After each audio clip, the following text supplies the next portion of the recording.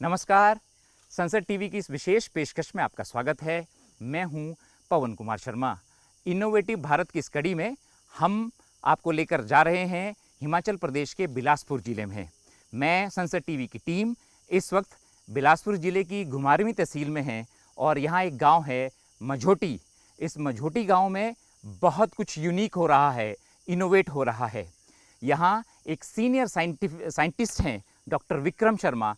वो वाणिज्यिक खेती पर वर्षों से काम कर रहे हैं। इनोवेटिव भारत में आज हम बात करेंगे डॉक्टर विक्रम शर्मा से, जो central drug research institute Lucknow में सीनियर साइंटिस्ट के रूप में काम कर चुके हैं। इसके बाद उन्होंने कॉफ़ी पे काम किया और हिमाचल प्रदेश के बिलासपुर जैसा जिला, जो कि मध्यम ऊंचाई का जिला है, वहाँ पे कॉफ़ी की कमर्शियल खेती इन्होंने शुरू की है। और इसके साथ साथ हिमाचल प्रदेश में जो समान ऊंचाई के क्षेत्र हैं वहाँ पर भी कॉफ़ी की बेहतरीन खेती उन्होंने की है। इसके अलावा भी जो सिनामन है, जो दालचीनी है, जो कपूर है, एवोकेडो है, पिस्ता है और जो हींग है, उसकी कमर्शियल खेती भी वो वर्षों से दिखा चुके हैं। हम आपकी मुलाकात करवा रहे हैं डॉक्टर विक्रम शर्मा से। डॉक्टर विक्रम शर्मा जी, संसद टीवी में आपका बहुत बहुत स्वागत है।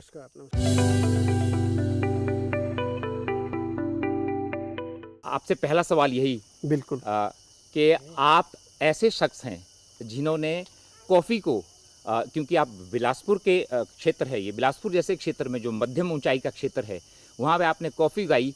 कुछ अपने बारे में शुरुआत में सबसे पहले बताएं हमारे दर्शकों को, और फिर कॉफ़ी कैसे आपने हिमाचल में लाई उसके बारे में हमें बताएं। बिल्कुल, बात 98 की है। मैं CDI लखनऊ में हुआ करता था। कर्नाटका गए हुए थे, तो वहाँ की टोपोग्राफी कंडीशंस को देखते हुए मैंने वहाँ कॉफ़ी उगती हुई देखी। कुछ एक प्लांटेशन मुझे लगी कि मेरे हिमाचल के क्षेत्र से मिलती जुलती है। मैंने उन लोगों से बात की और वहाँ के टेम्परेचर और टोपोग्राफी कंडीशंस को जाना। थोड़ा बहुत मैं सीड वहाँ से लेके आया। यहाँ पे आके मैंने उगाने का कोशिश की। ये वाला जो प्लांटेशन है ये ब्राज़ीलियन है, इसको कैंटीमोर बोलते हैं। ये बाद में मैंने मंगवाई थी उसी के साथ। और जो हमारे भारत की कॉफ़ी है, जिसमें हमारी कॉफ़ी बोर्ड ऑफ इंडिया की रिसर्च सेंटर्स हैं, उसकी भी मैंने ट्रायल किया। पीछे वो लगी हुई है, इधर लगी हुई है पीछे। परंतु सबसे ज़्यादा कामयाब जो हमारे पास ब्राज़ीलियन हुई, कैंटीमोर हुई। मैंने प्रदेश में डिफरेंट साइट्स के ऊपर करीब 3.5 लाख के करीब पौधे जो हैं वो किसानों को फ्री ऑफ कॉस्ट बांटे हैं। मैंने चाहा था कि प्रदेश सरकारें इस पे कार्य करें और इस प्लांटेशन को आगे बढ़ाएं, परंतु ऐसा हो नहीं सका आज तक। इसके बाद कॉफ़ी के साथ साथ मैंने बीच में ट्रायल किया था दालचीनी का, क्योंकि हमारे अपर हिमाचल रीजन में जो है तेज़ पत्ते की बहुतायत में प्लांटेशन मुझे मिली थी, तो मैंने दालचीनी को यहाँ ट्रायल किया था। ये भी 25 साल पुराना पौधा है, कॉफ़ी के साथ ही लगा है और बहुत अच्छी फ्लेवर इसमें जो है वो आता है। आप इसको देख सकते हैं मसल के। अगर आप इसको मसलेंगे और इसकी खुशबू को देखेंगे तो ये बहुत ही अलग किस्म का आपको इसका फ्लेवर नज़र आएगा। आपको मैं बता दूं कि डॉक्टर विक्रम शर्मा जी के हम बागान में इस वक्त हैं। ये जो क्षेत्र है जहाँ पे इन्होंने अपना काम किया है, ये मूलतः बिलासपुर ज़िला है हिमाचल प्रदेश का, और उसकी तहसील है घुमारवीं। वहाँ का गांव है मझोटी। उस गांव में ये इन्होंने, क्योंकि यहाँ के ये वासी हैं और यहाँ पे इन्होंने ये सारे प्रयोग करते हैं। आपको ये भी बता दूं कि जो सेंट्रल ड्रग रिसर्च इंस्टीट्यूट है लखनऊ का, वहाँ पे सीनियर साइंटिस्ट के तौर पे डॉक्टर विक्रम शर्मा काम कर चुके हैं। और उसके बाद ये पहले नॉर्थ इंडिया के ऐसे शख्स हैं जिन्होंने कॉफ़ी पे काम किया है, क्योंकि नॉर्थ इंडिया में, खासकर हिमाचल प्रदेश में कॉफ़ी बिल्कुल भी नहीं होती है। पर ये कॉफ़ी बोर्ड ऑफ इंडिया के सदस्य रहे हैं अपनी रिसर्च के मामले में, और इन्होंने कॉफ़ी पे रिसर्च की, क्योंकि ये यात्रा की थी उन्होंने दक्षिण भारत की। उसके बाद ये जो कॉफ़ी का बीज है वो यहाँ पे ले आए। मैं एक अध्यापक होने के नाते मेरी रुचि अपनी भी थी इस साइड में कि मैं कोई पौधा मतलब इस तरह का तैयार करूं। तो शुरू में मैंने, जब मैं शिमला में था, ये कीवी के पौधे मैं यहाँ लाया था। उसके बाद फिर ये बेटा जैसे पढ़ के निकला तो आगे इसी काम को, इसकी भी बचपन से ही रुचि थी। बचपन से ही पौधे लगाने में ये लगा रहता था। तो बाद में फिर ये कॉफ़ी का बीज ले आया। कॉफ़ी फिर यहाँ इन्होंने आगे चलाया इस काम को। फिर इसके बाद में ये अवाकाडो के पौधे, दालचीनी, कैम्फर, ये सारी चीज़ें मतलब आगे ये लाते गए और ये यहाँ पर मतलब सारा परिवार के सहयोग से हम आगे इसको चलाते गए।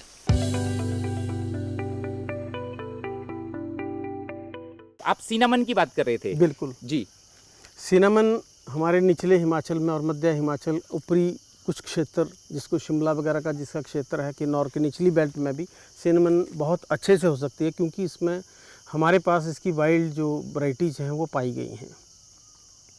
और यहाँ की सिनामन जो है वो गर्म इलाकों के सिनामन से कई गुना बेहतर होगी, क्योंकि ऑयल कंटेंट बहुत ज़्यादा बढ़ जाएगा। टेम्परेचर कम है, टेम्परेचर जब भी किसी भी प्लांट के लिए कम मिलेगा तो उसके जो फ्लेवर है वो हमेशा जो है बढ़ के आएगा। जी। और सिनामन के बाद हम आपको जो इन्होंने प्रयोग किया है, हमारे सामने कीवी के पौधे हैं कुछ यहाँ पे। कीवी पे भी इन्होंने काम किया है, क्योंकि जो मध्यम वर्ग की ऊंचाई है बिलासपुर ज़िले की, यहाँ पे कीवी के लिए टेम्परेचर पर्टिकुलर चाहिए होता है। कीवी के बारे में डॉक्टर विक्रम शर्मा आप हमें बताएं। देखिए कि कीवी का जो प्लांट है मेरे फादर लेके आए थे, ये बहुत पुराना प्लांट है, करीब 30-32 साल पुराना पौधा है। और हिमाचल के प्रथम प्लांटेशन है कीवी की लोअर बेल्ट में। यहाँ पे कोई भी कीवी की प्लांटेशन पहले नहीं होती थी, आज तो हर जगह जो है कीवी हो रही है। ये बहुत पुरानी प्लांटेशन है, हम भी इसको अब चेंज करने जा रहे हैं, परंतु हमने इसलिए रखा हुआ है कि बहुत पुराने पौधे हैं, इसलिए देखने के लिए इनको रखा जाए। इसमें बहुत अच्छी किस्म की कीवी जो है पैदा होती है। अब बूढ़े हो गए हैं तो थोड़ा इसमें थोड़ा लागत अब होना कम हो गई। इसके बाद मैं आपको तीसरी चीज़ आपको बता रहा हूँ कि एवोकाडो जो है हिमाचल की बैकबोन बन सकती है। हिमाचल के किसानों के लिए एक बहुत बड़ा वाणिज्यिक पौधा बन सकता है, क्योंकि एवोकाडो की फसल यहाँ बहुत अच्छे से मैंने ली है और मेरे पास डिफरेंट वैरायटीज़ के एवोकाडो जो है, हैश भी है, सभी जो भी वैरायटीज़ हैं इस पे साथ है। अभी मैं कुछ एक वैरायटी जो है बाहर से इंपोर्ट करवा रहा हूँ, तो उसमें भी मैं लगा हूँ। ये जो है कपूर है, ये ओरिजिनल कपूर है।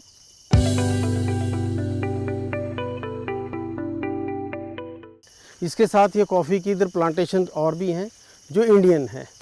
इसमें आप देख सकते हैं, ये तो कैंटीमोर की जो मैंने जनरेट की है नेक्स्ट ब्रीड, ये कैंटीमोर की ही ब्रीड है, उसी की नेक्स्ट है ये जनरेशन, बट ये इंडियन है। इसमें उतना अच्छा फ्रूट नहीं आ पाता, परंतु प्लांट सस्टेन किया हुआ है, रुका हुआ है, प्लांट बचा हुआ है यहाँ पे। डॉक्टर विक्रम शर्मा हमें बता रहे हैं कि जो पहले वाली कॉफ़ी का पौधा उन्हें दिखाया वो ब्राज़ीलियन है, वो ब्राज़ीलियन ब्रांड है। और ये जो है ये इंडियन कॉफ़ी के पेड़ हैं। ये एक वैरायटी है और ये दूसरी वैरायटी। ये वैरायटीज़ के बारे में बताएं हमें। ये S9 है, ये कॉफ़ी बोर्ड ऑफ इंडिया की रिसर्च है। ये S3 है, ये भी कॉफ़ी बोर्ड की है। ये कैंटीमोर से बनी हुई है, ये ब्राज़ीलियन की ही अगली ब्रीड है, परंतु ये ज़्यादा स्टर्डी है, टेम्परेचर को झेलती है और अच्छे से चल पाती है। इसमें और इसमें जो अपर आप टिप्स देखेंगे उनमें थोड़ा फ़र्क आएगा। थोड़ा सा ये क्लस्टर्ड होता है, वो ज़्यादा क्लस्टर्ड होती है, इनमें थोड़ा सा वैराइटीज़ में फ़र्क है कॉफ़ी की। आगे भी है।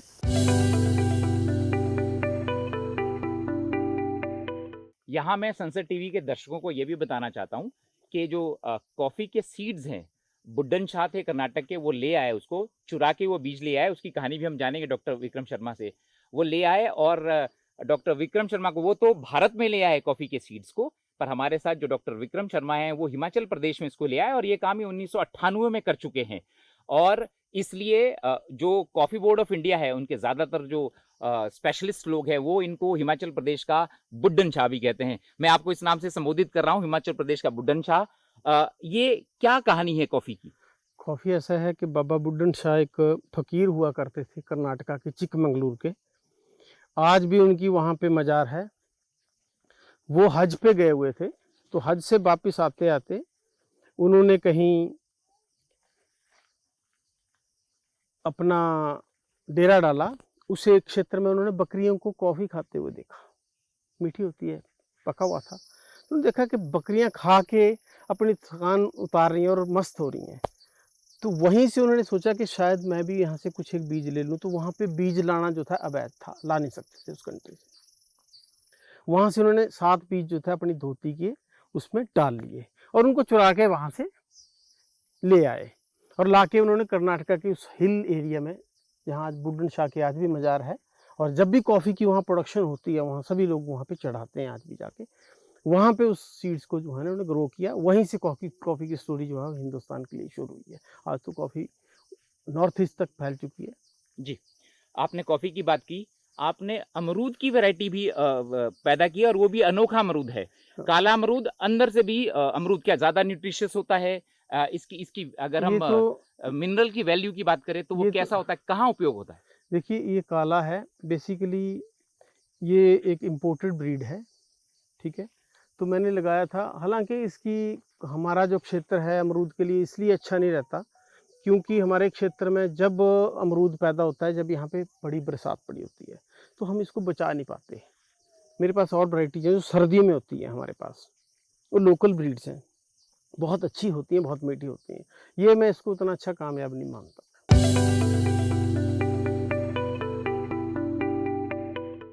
संसद टीवी के दर्शकों को मैं ये भी बताना चाह रहा हूँ कि डॉक्टर विक्रम शर्मा, जिनको कि हिमाचल प्रदेश का बुड्ढन शाह कहा जाता है, कॉफ़ी के जो स्पेशलिस्ट हैं, विशेषज्ञ हैं, उन्होंने इनको नाम दिया है कॉफ़ी बोर्ड के। खास बात ये भी है कि ये हर साल ये लगभग कॉफ़ी के 1 लाख पौधे जो स्थानीय किसान हैं और स्थानीय यहाँ के लोग हैं उनको फ्री ऑफ कॉस्ट बांटते हैं। इसके अलावा लगभग 50,000 पौधे जो है सिनामन यानी दालचीनी के, और साथ ही कैम्फर और कपूर के जो पौधे हैं 50,000, ये हर वर्ष फ्री बांटते हैं। बीच में कोरोना के दौरान व्यवधान थोड़ा हुआ, पर ये हर साल इनका लक्ष्य है कि जो हॉर्टिकल्चर है हिमाचल प्रदेश का, क्योंकि ये सीनियर साइंटिस्ट रह चुके हैं सीडीआरआई में, तो इनको अनुभव है उस चीज़ का और इन्होंने वो कर दिखाया है अपने क्षेत्र में, अपने अपने गांव में। बिलासपुर के घुमारवीं जो तहसील है वहाँ पे अपने घर में ये इन्होंने करके दिखाया है। डॉक्टर विक्रम शर्मा, क्या सोच आपकी इसके पीछे कि आप फ्री ऑफ कॉस्ट अपने अपने पैसे लगा के आप कॉफ़ी के पौधे कहीं से लाते हैं, कहाँ से लाते हैं ये भी हमें बताएं, देखिए, और कैसे लोगों की क्यों बांटते हैं आप? शुरू में हमने इसी खेत में पैदा करके बीज ला के हमने खुद भी पैदा किए। कई बार मैंने बाई एयर लिफ्ट करके बेंगलोर से भी लेके आया, चिकमंगलूर से भी लाके मैंने यहाँ पे लोगों को बांटे हैं कई बार, मल्टीपल टाइम्स। और अन्य पौधे मैं कई नर्सरी से कलकत्ता से इंपोर्ट करवा के नर्सरी वालों से मैं लेके यहाँ पे देता हूँ। शुरुआत से 2005 से लगभग हम भी राजनीति में थे, राजनीति कर रहे हैं, तो हमारा क्षेत्र भी लोगों से मिलना जुलना हो रहता है ये। तो हमने उस क्षेत्र में और जगह भी देखा, तो मैंने अपने घर में देखा कि हम भिन्न भिन्न प्रकार के प्लांट्स लाते हैं, बहुत प्लांट्स लाते हैं। इनको शौक़ था शुरू से, 93 में हमारी मैरिज हुई थी, उसके बाद चले रहते थे प्लांट्स लगाने के लिए। बहुत ज़्यादा पैसे इसके ऊपर खर्च कर चुके हैं, लेकिन इनका जो मोटिव है वो यही है कि हम अपने क्षेत्र के जो लोग हैं, हमारे हिमाचल के जो बच्चे हैं, वो वाणिज्यिक खेती में जो कृषि है उसमें अपना रोज़गार बनाए।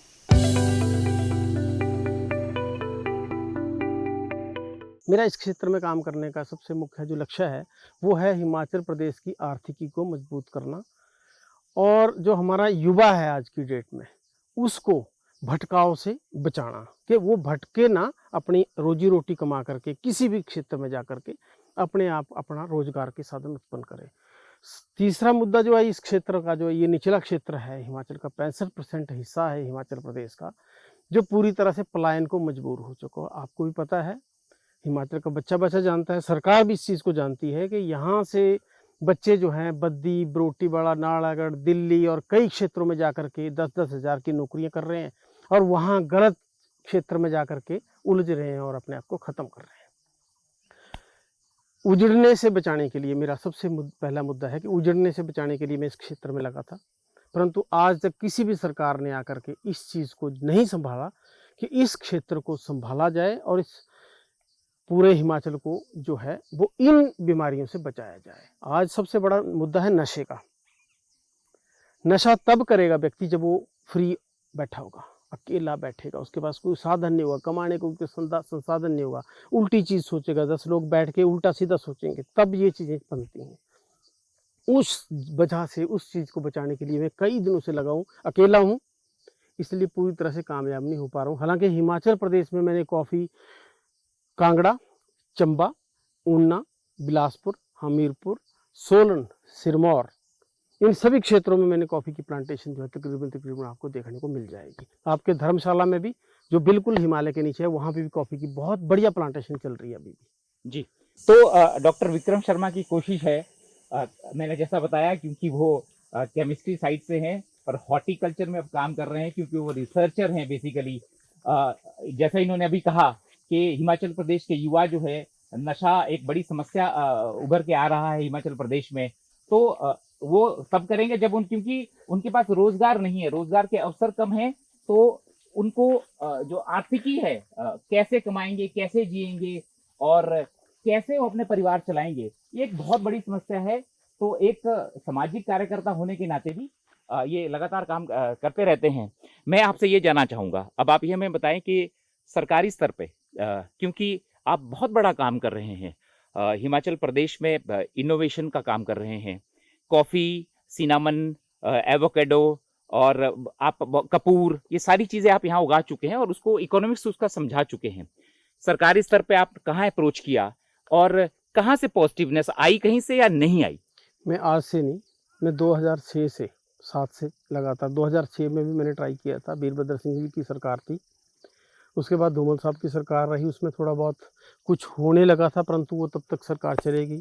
उसके बाद मल्टीपल टाइम्स पीछे मेरी हमारे पास जयराम जी की सरकार भी रही, उसमें भी मैं खुद पर्सनली मिला जाके, बताया भी उन लोगों को। उन लोगों ने बीच में आकर मेरा सहयोग भी किया। हालांकि हमारे संगठन मंत्री हुआ करते थे पवन राणा जी, उन्होंने मेरा कॉफ़ी बांटने में भी काफ़ी सहयोग किया, पर चीज़ें आगे तक नहीं बढ़ पाई।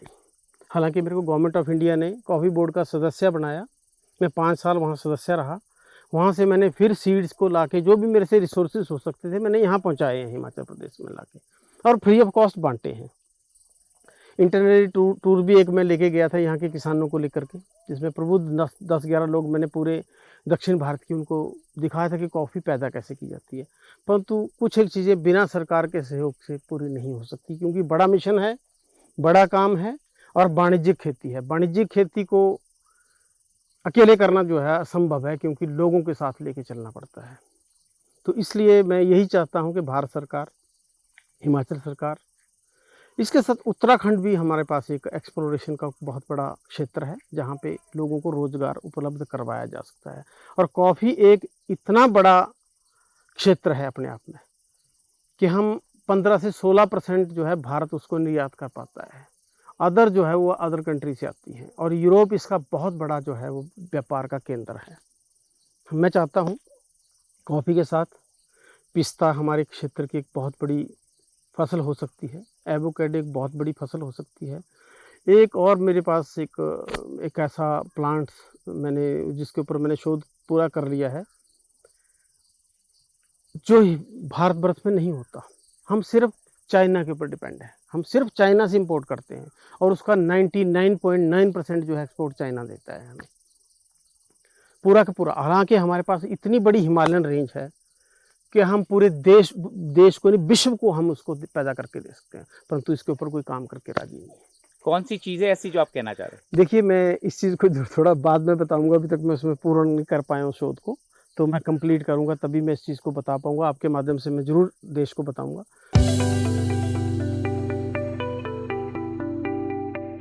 हींग की जो रिसर्च थी मैंने 2016 में शुरू की थी।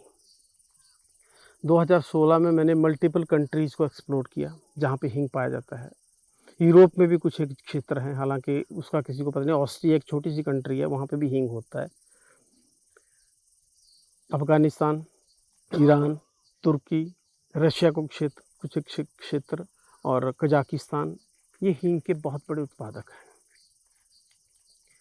ईरान बहुत बड़ा उत्पादक रहा है, अफ़गानिस्तान उसके साथ ही, एक ही टॉपोग्राफी कंडीशन है इनकी दोनों की। तो मैं हींग का सीड जो है 2017 में लेके आया था। उसी सीड को जब मैं लेके आया, उस सीड को मैंने मल्टीपल इंस्टीट्यूशंस को दिया। मैंने स्कास शेर Kashmir university of agriculture Jammu को भी दिया। IHBT पालमपुर को, CSIR को मैंने सीड दिया है। ये गलत क्लेम करते हैं। आज भी मेरे पास सीड का सैंपल, उसी सेम सीड का सैंपल पड़ा है, आज भी उसको जेनेटिकली चेक किया जा सकता है। उसके बाद DRDO ले दिहार जो सेंटर है, department of industry and horticulture research, उसमें मैंने सीड दिया है। डॉक्टर OP चौरसिया जी उसके डायरेक्टर हैं। एग्रीकल्चर यूनिवर्सिटी पालमपुर को मैंने सीड दिया है। अभी जहाँ पे ये बहुत बड़ा स्लाइड हुआ सराज में, बग साइड के अगली तरफ वो हॉर्टिकल्चर कॉलेज में वो हुआ, थोड़ा क्लाउड बस्ट हुआ, उसके प्रिंसिपल को मैंने सीड दिया है। तो ऐसे मल्टी और लोगों को भी मैंने सीड दिया है। कोई ग्रो कर पाया, कोई नहीं कर पाया, वो टेक्निकली फेलियर्स इसमें होते हैं, क्योंकि बड़ा पेरिशेबल बीज है। आज भी मेरे पास है, मैं आपको दिखाता हूँ।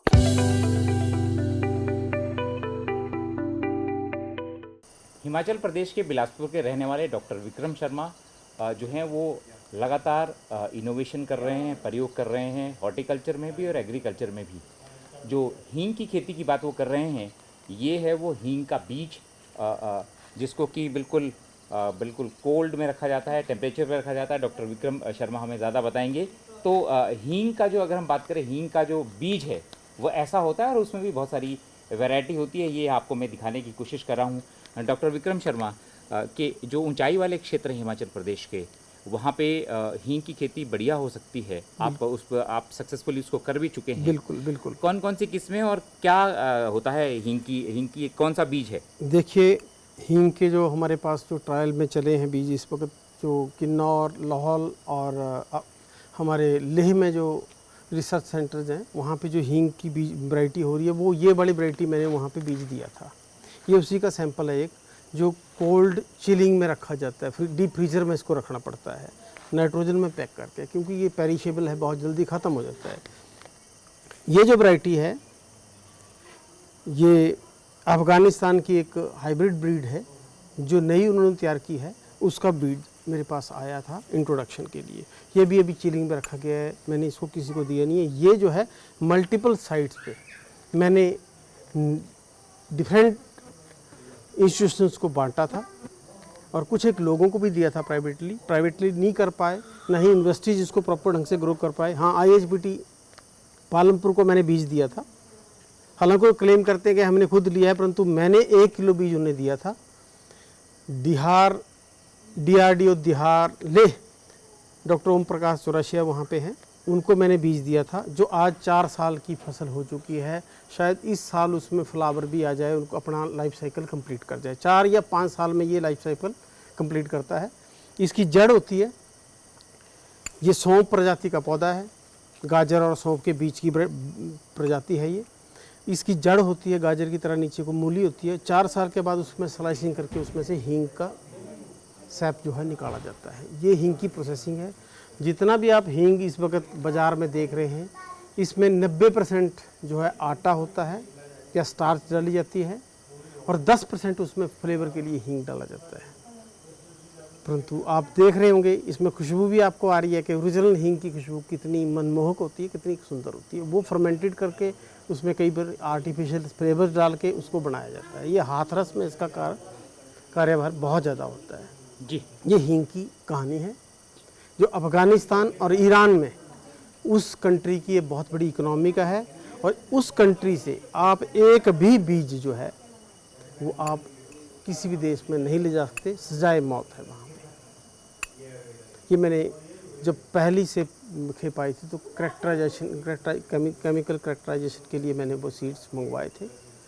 बाद में उनको फिर मैंने रीजनरेट करके फिर उनको कल्टीवेशन में डाल के तो उनको ग्रो किया था।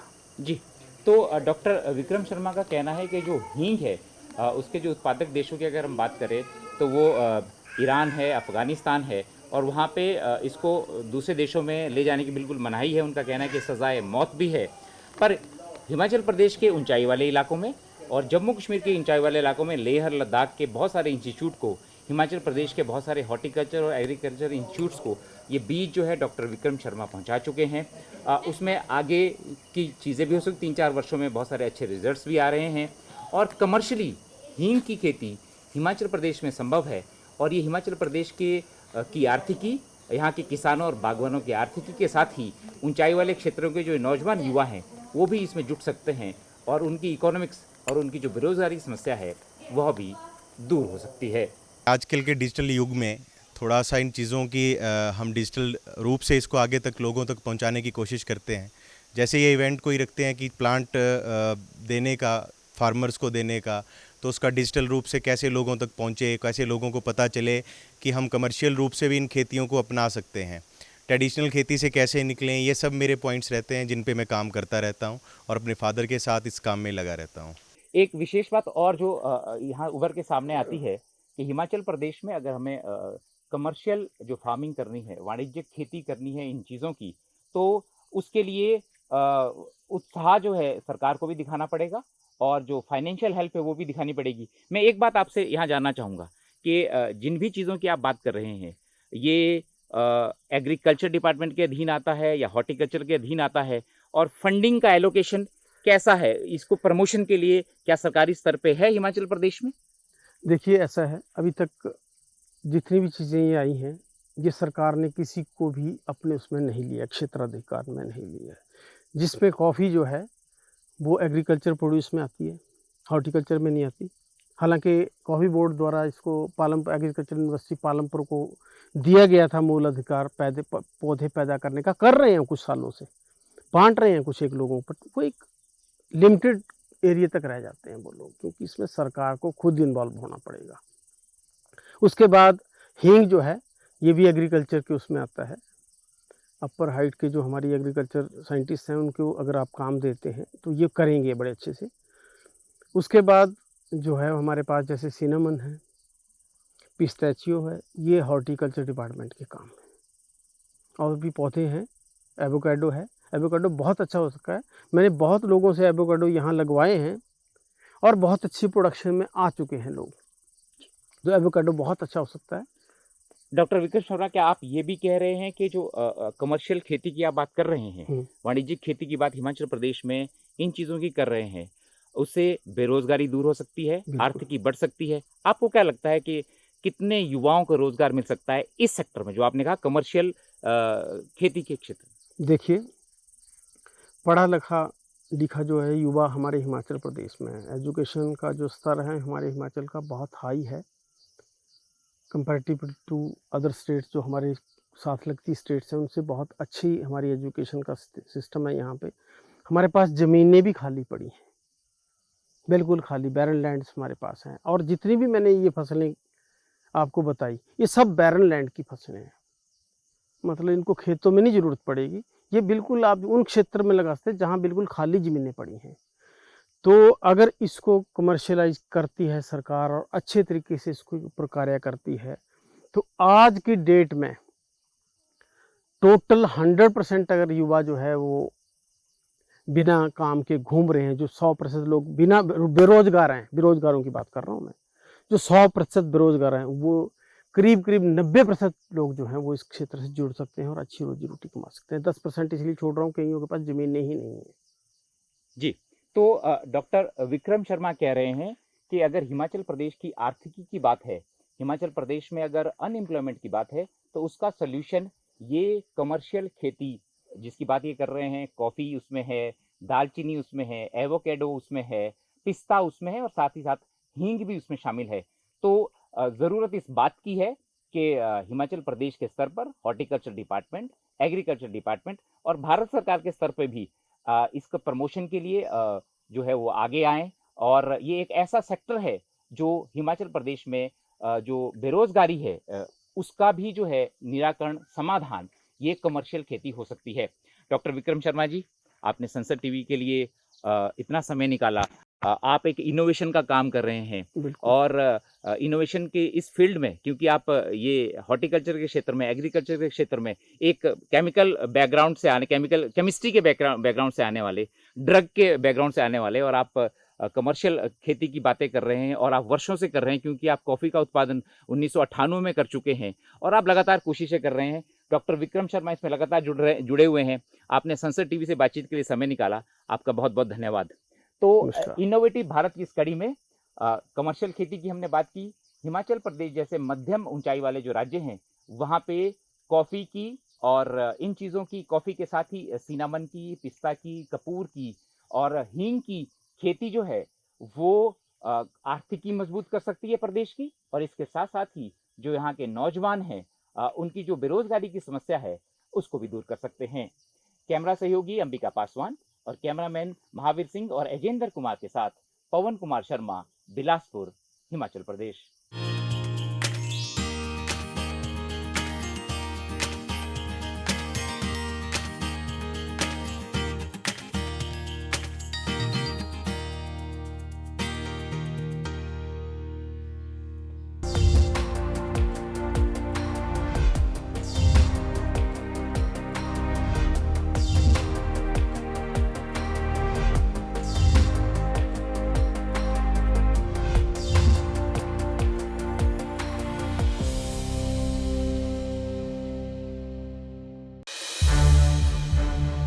सनसेट टीवी के और भी प्रोग्राम्स देखने के लिए सब्सक्राइब करें हमारा यूट्यूब चैनल और हाँ, इन्हें लाइक और शेयर करना ना भूलें।